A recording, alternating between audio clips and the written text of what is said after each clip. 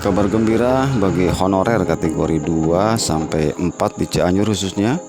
Pasalnya, pemerintah Kabupaten Cianjur melalui Badan Kepegawaian dan Pengembangan Sumber Daya Manusia tengah memproses pengangkatan pegawai pemerintah dengan perjanjian kerja paruh waktu sebagai bagian dari penataan tenaga non-ASN pada hari Selasa 5 Agustus 2025 lalu.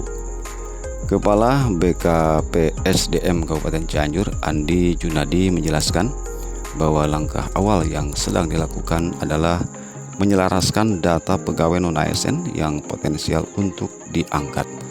Hal ini mencakup pembaruan data seperti pegawai yang telah mengundurkan diri, meninggal dunia, atau tidak aktif, agar data yang dikirimkan ke pemerintah pusat benar-benar valid. Potensi pegawai yang akan diangkat menjadi P3K paruh waktu di Cianjur mencapai 7.182 orang dari kategori R2 sampai 4, tapi jumlah ini masih bisa berubah karena proses validasi terus berjalan, ujarnya. Pengangkatan P3K paruh waktu merupakan amanat dari Undang-Undang Nomor 20 Tahun 2023 tentang ASN, di mana istilah non-ASN tidak akan berlaku ke depannya. Mereka yang tidak masuk dalam skema penataan ini atau tidak mengikuti proses seleksi terancam mengalami pemutusan hubungan kerja.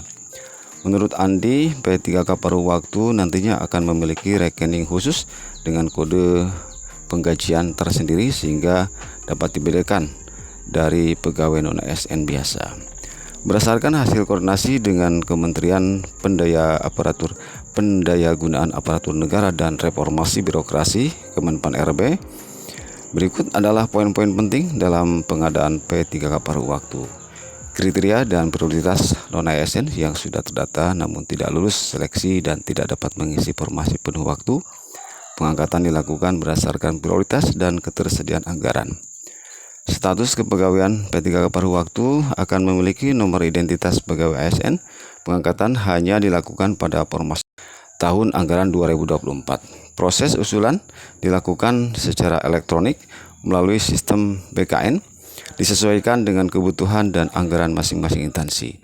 Saat ini Pemkab Cianjur masih menunggu proses persetujuan dari Kemenpan RB terkait pengangkatan P3K paruh waktu tersebut. Menurut Andi, pengumuman akan dilakukan setelah seluruh tahapan selesai dan sistemnya akan mirip dengan P3K penuh waktu, termasuk penempatan kerja. Sementara itu, salah satu guru honorer di Cianjur dan RJ mengutarakan berharap Pemkab Cianjur dan pemerintah pusat agar tenaga honorer diperhatikan benar-benar dengan segera diangkat di tahun 2025. Senada diungkapkan oleh Puji Astuti menyambut baik mengenai rencana pengangkatan P3K paruh waktu di Kabupaten Cianjur. Ia berharap untuk proses kedepannya berjalan secara adil dan transparan sehingga pemerintah memperhatikan betul pengabdian guru honorer. Puji berharap agar mekanisme pengangkatan nantinya mempertimbangkan semangat, loyalitas, serta dedikasi para honorer yang telah dan sedang berjuang di tengah keterbatasan. Semoga program ini menjadi pintu pembuka bagi masa depan yang lebih baik bagi seluruh tenaga honorer di Kabupaten Cianjur. Harapnya demikian, semoga bermanfaat. Terima kasih.